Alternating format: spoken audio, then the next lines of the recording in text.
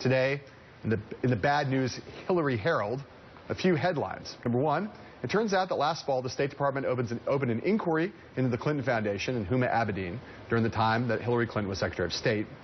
Two, the State Department will release 550 more of Clinton's emails this weekend, less than a week before the Nevada caucuses. And three, this week the FBI formally confirmed its investigation into Clinton's private email server.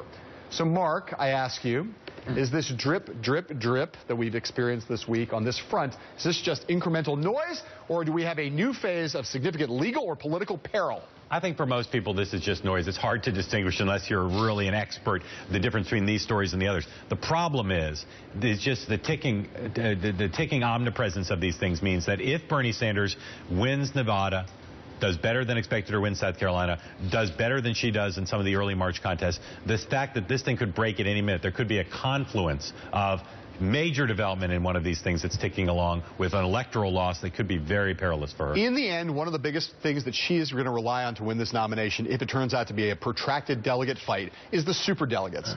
The establishment having confidence that she's a better nominee than Bernie Sanders. Things that undermine in the long run the establishment's confidence in her. And this is the biggest thing simmering out there all the time that makes people nervous about making her the nominee. That is bad for her. And nothing really happened this week that made it worse, I really don't think, but it reminds the establishment again and again that there is something out there that could be a big problem. And with the possible exception